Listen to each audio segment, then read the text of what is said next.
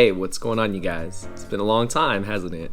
Your boy Slim here, and you guys are probably wondering, what's going on, man? Where the hell you been? Outside of deck profiles, what have you been doing? Well, that's why this series exists. And before I begin, I have to give a huge shout out, first and foremost, to my boy Gage, aka Nim. His sealed only inspired this. I want to give a shout out to Ruggles, aka Ryan.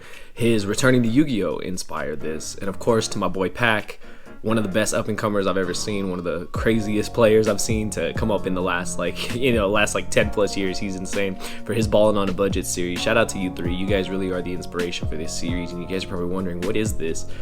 Well, as the title says, it's called Starting Over. Now don't fret, I'm not starting the channel over. I'm actually starting Yu-Gi-Oh over for myself. I actually sold my entire collection. You guys are probably wondering, why in the hell would you do that? That'll all be revealed in good time. I will share that with you. It's actually something very special and personal that I will be announcing later on in future episodes, hoping this series does well. But I actually am starting over. I got rid of all my cards and I'm starting over with just some basic stuff like structure decks, and I really wanted to actually just bring you guys along on my journey, rebuilding a Yu-Gi-Oh collection, getting back into the competitive format. How do you do that? How do you really just come back after you get rid of everything? How do you start from scratch? We've seen Yu-Gi-Oh from scratch, we've seen sealed only, we've seen all those things, and I'm taking bits and pieces from all of them. Pack's Ballin' on a Budget showed that you don't have to spend a lot of money to be successful in Yu-Gi-Oh if you can comprehend the game. I've been playing for so long, I feel like I have a good comprehension of the game.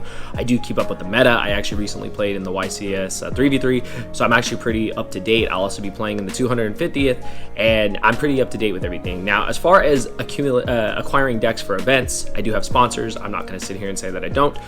I get cards that I need for an event. That's completely separate from this. I'll probably highlight some of the stuff at those events in these episodes if you do like them. So when you see me play a deck at an event, it's not mine.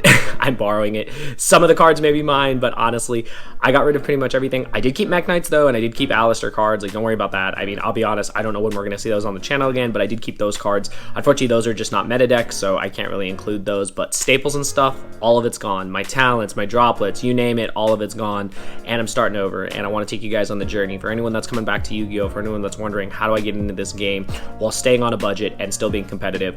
Thanks to these structure decks, thanks to these products, they've really made it possible, and I can't wait to actually just show you guys what I've been working with.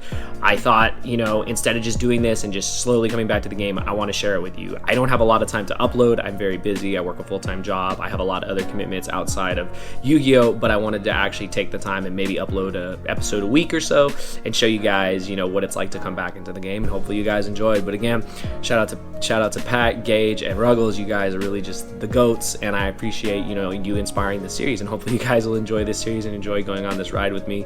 And I'll just show you guys how we start from scratch and just build our way back up, stay competitive, stay a little bit casual, because I do like some casual decks, but just really embrace what Yu-Gi-Oh is, and I can't wait to begin that journey with you guys. So let's hop into it. As you guys can see, ignore my messy desk. I actually work from home too, so that can be a thing. My desk is pretty messy. You see some cards over here. We'll get into that later in the episode, but I'm starting over. This was actually my binder for the longest time. Shout out to my sponsors. I have Gem, and of course Top Choice Gaming over here. All the iterations have gone through. This was my binder, you guys. A lot of people didn't actually see this. I never really showed off my binder, but now I can show it off because, well, it's pretty empty. So you guys are probably wondering, okay, what are we going to fill with this? We're going to build our staples from this. And the way we're going to start is we're going to start with some of the structure decks that I think that have really been beneficial for this, just overall, just Yu-Gi-Oh in general. We're going to talk about the Trap Trick structure deck, as well as the Fallen Valbaz structure deck. Shout out to Nim for his new sealed only. So happy to see that series back. I think it's amazing.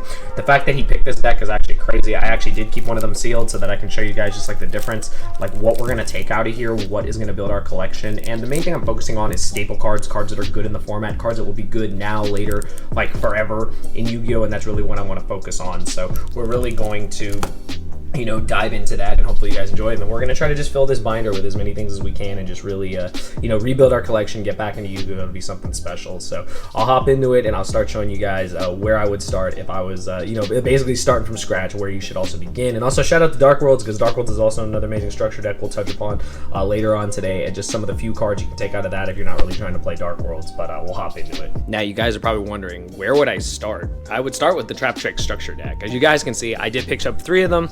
I'm just showing some of the cards that are in them. I think this was one of the best structure decks to come out in a really long time. If you're trying to build trap tricks, you can literally do it on a budget. Like, you get everything in here. You get some really cool cards. Shout out to common Mech Knights, by the way. Like, I did keep my my regular Mech Knights, but I can't believe they have purple and blue in here. Like, that's ridiculous. So that's actually insane. If you're trying to play an old format, these are also old format cards. These cards came from the hat format, so that's also a really cool thing to highlight in this deck. But you guys will see, like, you can literally build trap tricks on a budget with with just the cards that it came with. Like, I can even show you guys. I actually did start to put together a trap trick deck just from the cards alone. So there's so much you can actually do, and maybe on one of the episodes we'll actually highlight like how you build a structure deck with just like with literally like how do you build a competitive deck with just a structure decks. Like, this is actually crazy. Like, all the good cards you get, I already sleeved them up, so they're pretty cool. The sleeves we're gonna be using today, like, just to show you guys. Of course, I got to shout out my sponsors. I am sponsored by Dragonshield, so shout out to Dragonshield. Check the link in the description if you guys want to buy some sleeves to support the channel. You guys can do all that. These are the peach sleeves we're gonna be using. They look pretty cool. They actually look like this. So yeah, shout out to Dragonshield. You guys are awesome. And I'm just gonna show you guys the cards that I think really made the trap trick structure deck amazing, and how you start to rebuild your collection in Yu-Gi-Oh just with a structure deck. So first and foremost, I was able to get Ash Blossoms. Now, I need to tell you something. Like, you don't understand how important this is. Like, Ash Blossom is actually just a staple in every format. It's amazing against branded. Just hitting branded fusion is crazy. This card is one of the most staple cards ever. I used to have secret originals, and now I have commons. How the mighty have fallen, you might say, but honestly, a common will do the same thing as a secret rare, despite what people may tell you. So super happy to have budget Ashes. I'm glad that I can start off, with that. Now, another cool thing that I think people really need to realize is this deck gave you not one, but 2 Kaijus. It gave you Godarla and it gave you Kamungus. If you've been playing the game as long as I have, Kaijus have been around for a really long time. These are answers to problematic one-of monsters. You guys may be wondering, Slim, why is that even important? Rise Heart Pass is pretty good. It's like a Trident. It's pretty good, and I just want to Kaiju it and play Yu-Gi-Oh! Like, they're not zone locking me as much when I play against Kashtira. Now they're just trying to end on Rise Heart Pass with some protection. You just Kaiju it, you get it out of there, and it's crazy. This was also insane against Flunder back when they had the barrier statue. This also has synergy. This is a level 8, just saying. If you are playing a level 8 deck, possibly like Grand Maju or something like that, shout out to Susu, and shout out to my boy Yishan. You already know. Yeah, if you're just trying to play level 8s, there you go. This is also a level 7. Kashtira will use this. It has synergy with their deck. It being a 7, you could possibly special it if your opponent controls 1. So yeah, there's synergy there. So I thought that was amazing inclusion in the deck. And then just some other staple cards. If you buy 3 structure decks, you get 3 Raigeki. Like, that's crazy. This is a good board clear. Doesn't affect your board. If you're not trying to blow up your cards, if you're not dinosaurs, Raigeki's just crazy. This is actually pretty good. Like, when they don't play protection for their board, if you got a swarmy board, you can literally just Raigeki them away and you're good. And then, of course, I had to include the Duster, of course. Like, this is crazy. This was all from one structure deck. Like, they still have this as well. So you have Raigeki and Harpy's Feather Duster. Like, that's nuts. You can take care of the front row and the back row in one, especially if you can't afford Lightning Storms. And we do not have Lightning Storms anymore, so that's a thing. But what this deck, the reason to buy this deck, like literally the reason, if not just for the Ash Blossoms, you get 3 evenly matched. This is a super rare evenly matched reprint, one of the best reprints, one of the best cards in the format. Cleans up everything. I cannot believe this got reprinted. They look fine for, sticker evenly matches if you want to call it, but I'm super happy to have them, and that's how you rebuild your collection. You pick up products like this for 30 bucks for 3, and you're like good to go, and it's crazy, and you can just start. And then just some other cards I want to highlight. They may not be as important to you, but I just wanted to bring them to your attention. You have, of course, the Trap Tricks. You have the Artifact Sanctums, and you also have the Naturia Sacred Trees. Now, why do these cards even matter? If you're trying to build Naturia Runic, I love Runic cards. I like Naturia cards. You get these in the deck. Just saying. Like, I just wanted to highlight that. I think Naturia Runic is one of the best decks of the format. It's slept on. I think people are starting to pick up on it, but it is a good card. Sanctum. I know Scythe is banned. Will it come back? Maybe. You can use this for Moral Talk. This is also just to highlight the old format. You could also use this with Lancia. Lancia's pretty good this format. I don't know how amazing Sanctum will be, but I just wanted to highlight that after all this time, you can get a common Sanctum in the deck too.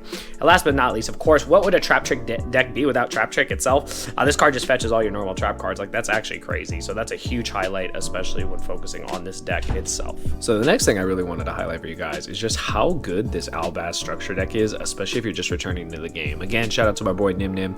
He highlights how important it is, like, to get a good structure deck to start sealed only.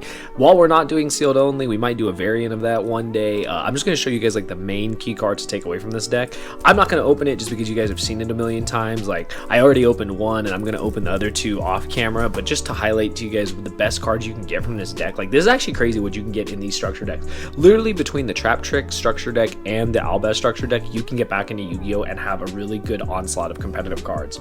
You get Veiler, you get Ogre, which is just crazy. You get 2 hand traps in the deck alone. Like, that's already nuts. Now, I'm not going to be mentioning any of the Albaz stuff. If you want to play Branded, you get basically the whole Branded core minus like some of the other cards you need to pick up, like a Luber and Branded Opening and some other cards. But outside of that, you get a really good start. But for staple cards, you get Veiler, you get Ogre. I know Ogre isn't that good, but it goes in and out of format. Just always good to have. It's also a tuner you can summon off of Emergency Teleport. Again, Kaijus are insane. I think these cards are amazing.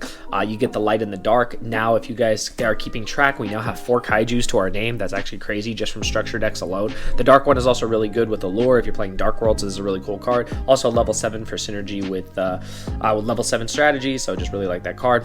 And then this is the other highlight. So outside of the monsters, you get freaking Dark Ruler no more. I cannot tell you how insane that is. Amazing reprint. Really blankets a board. Not good against Kashtira, but really good against Sprite and other decks that put up unbreakable boards, and you can break them with this card, so I really do like that a lot. So I just wanted to highlight that as well. And just some other cards. You get the Call by the Grave. I know this card's at 1, but I still wanted to mention it. If you didn't have this card, it came out as common originally, but now it's in the structure deck. I even highlighted Pot of Avarice. Now, I know this isn't a card we may be using, but this is just good for any type of back row deck. Pot of Prosperity is still expensive. If you're on a budget, Common Extra still works, still draws you 2 cards. I really like this card. Gold Sark, I just like the synergy this card has. This used to be a prize card. It's just a good card to have if your deck can utilize it, so I wanted to highlight it as well. Just another good, really good reprint that you can use in just any type of deck that gets a benefit from banishing. And then lastly, the traps.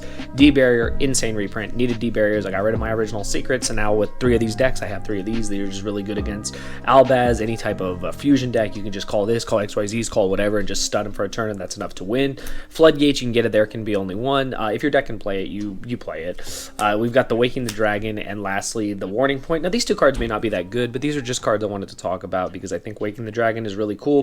Can bring out some pretty busted fusion monsters and monsters that can just stun your opponent. Ultimate Falcon's insane, Last Warrior's insane. Just a really cool reprint if you didn't have this card before. And then Warning Point, it may not be the best card, but I think it has potential, and it's just a trap you could always try out in the future. But that's from the Albaz structure deck. And now I'm just going to highlight a couple cards from the Dark World deck, and we'll wrap up this first episode. Alright, you guys, and last but not least, my personal favorite. For those of you who've been following this channel for years, you guys know I love Dark World. It's one of my favorite decks of all time. It was one of the main focal points of this channel years ago when we first started, and they got the new structure deck and it gave him some insane support. Normally I would go hugely in depth with Dark World. I might do that in a future video here on this series. Might be a deck I play in the future, just keep your eyes peeled. But the main thing I wanted to end today's video with is what I personally think are the best cards from the structure deck, the generic cards. Now, some of you may agree, some of you may not. You know, there's a lot of good cards in here for all the Dark World support, but for generic support, these were the ones I wanted to end the video with. The fact that you get Skill Drain, now again, this is if you get 3 of the structure decks. Triple Skill Drain can shut off any effect. It's crazy. If you're playing an anti-meta strategy, this card is insane. A personal favorite that I'm actually glad they reprinted in this deck was actually the Paleozoic Dynamiscus. This is just an amazing card. It was an out to Mystic Mine, one of the best ways to out Mystic Mine. It banishes the face-up card. It gets rid of the problem. The fact that it puts a card in graveyard is crazy. The fact that when you trigger a trap, you can summon this is nuts too. I really, really like this. I always love Paleozoic. I just love this card in general. I think it was a great reprint in the deck. And then I just wanted to highlight a couple more cards. Now, 3 deck dev. You guys are probably thinking, why deck dev? EEV would be on here if the structure deck included it. For some reason, the structure deck did not include it. Don't ask me why. I really am surprised that they didn't include it. This one is great for all the little monsters. You can actually use this against Sprite. Against Sprite, this is actually pretty broken. It hits all their monsters because all of them are like 1500 or less attack. So yeah, they get absolutely bodied. So this card's pretty cool. It's like a little lower version of the original Crush card, but it's still pretty good. I like it. I think it's still cool. Like, those are some of the more generic cards. And then this was the last thing I wanted to highlight. If you're someone that has ever played with Dangers or want to experiment with Danger cards in the future, you literally get Bigfoots, Thunderbirds, Mothmans, and Tsuchinoku all in the deck. Now granted, you get 1 deck, you get 1 copy, you get 3 decks, you're going to get 3 of everything. Tsuchinoko's at 1, so that's why I'm only showing it at 1, similar to Call by the Grave and Harpy's Feather Duster in the other decks. But this was just to highlight some of the best cards you can get from the deck. As you guys have seen, we've amassed a pretty interesting collection. I'll now wrap it all up and we'll get to the conclusion of today's episode. But yeah, shout out to Dark World. I love this deck. And there you guys have it. Episode 1 is in the bag. Quite a pretty impressive stack to start things off for our collection again, getting back into Yu-Gi-Oh, starting over as the title says, and I'm pretty impressed with these sealed products. I think they really have brought a lot. Like I said, I think Nim Nim really highlighted how amazing sealed only products can be, and just everyone else that has gone out and really embraced it, I think has really made for an amazing series. Now, hopefully you guys enjoyed the video. Be sure to smash that like button, show some support in the comment section if you did. I'm really excited to bring you guys this different type of content. Now, granted, it's not going to be highly edited like some of these other channels I mentioned. I don't have that many skills, and I'm a one-man operation here. I do everything myself, so bear with me. Maybe in time I'll get someone that can help me with the editing, but it's gonna be pretty basic, run-of-the-mill stuff. I'm an OG, so I've been around for a while. I'm not really super technical savvy with all of that, but hopefully you guys did enjoy. And yeah, I'm super excited to see what happens now that we're rebuilding our collection, getting back into it. And like I said, I'll see you guys at the 250th YCS over here in Los Angeles, California, and hopefully, you know, it'll be an amazing event.